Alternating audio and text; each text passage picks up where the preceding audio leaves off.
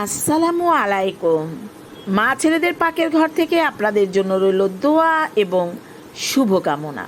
খুবই সাধারণ পদ্ধতিতে এবং অল্প তেল ও অল্প মশলায় রান্না করা এই সবজি বরবটি গাজর দিয়ে চিংড়ি মাছ। বাজার থেকে সবজি নিয়ে আসলে আমরা ভিজিয়ে রেখে তারপরে ধুয়ে নেই এবং তাই করেছি। এখন আমি বরবটি কেটে নিচ্ছি।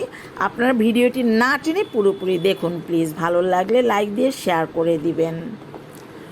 গাজরগুলো ফ্রিজে ছিল, এর জন্য গাজরের খোসা একটু কালো ছোপ ছোপ দাগ ছিল, কিন্তু আমি খোসা ছাড়িয়ে নিয়ে গাজরগুলো একদম বরবটি যে সাইজের কেটেছি ঠিক সেই সাইজে কেটে নিচ্ছি। তারপরে চিংড়ি মাছ আগেই ধুয়ে রেখেছিলাম, তারপরে পানি ঝরিয়ে চিংড়ি মাছগুলো কেটে নিচ্ছি এবং এরপরে কেটে রাখা যে সবজি তা কলের নিচে দিয়ে ঝুড়িতে করে ভালো করে ধুয়ে 5 থেকে 10 মিনিটের জন্য পানি ঝরিয়ে নিতে হবে। ঝুড়িতে করে ধুয়ে নিলে উপরে কল ছেড়ে দিয়ে তাহলে সবজির মধ্যে যে বালি থাকে তা একেবারেই চলে যায়। দেখুন আমি কিভাবে ধুয়ে নিচ্ছি।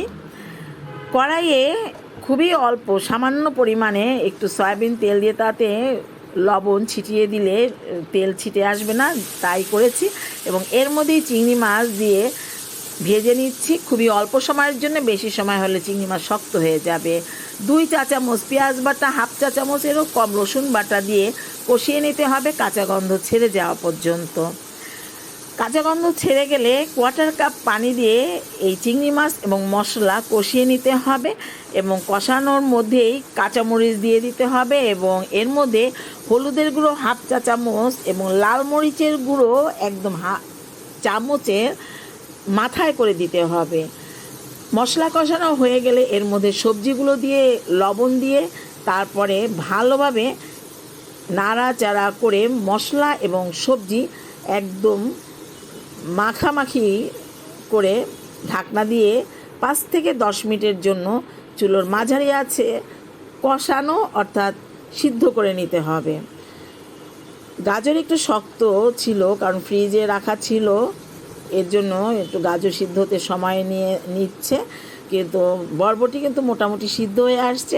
কিন্তু গাজরের জন্য আমি আবারও 5 মিনিটের জন্য ঢাকনা দিয়ে সিদ্ধ করে নিচ্ছি। 5 মিনিট পরে ঢাকনা তুলে দেখুন আমার রান্না কিন্তু শেষ। কতটা লোভনীয় কালার দেখুন। এর মধ্যে ধনিয়া পাতা কুচিয়ে রেখেছিলাম তাই দিয়ে দিয়েছি এবং কেটে রাখা কাঁচামরিচও দিয়ে দিতে হবে। আমি আগেই বলেছি যে সবজি রান্না করলে কিন্তু যেই পাত্রে রান্না করা হয় অর্থাৎ যে কড়াইতে সে কড়াইতে না রেখে অন্য পাত্রে তুলে ফেলতে হয়, কারণ তাতে সবজির কালারটা ঠিক মতো থাকে। আপনারা রান্না করে খেয়ে দেখুন এবং কমেন্টসে জানাবেন। ভালো থাকবেন, সুস্থ থাকবেন। আল্লাহ হাফেজ।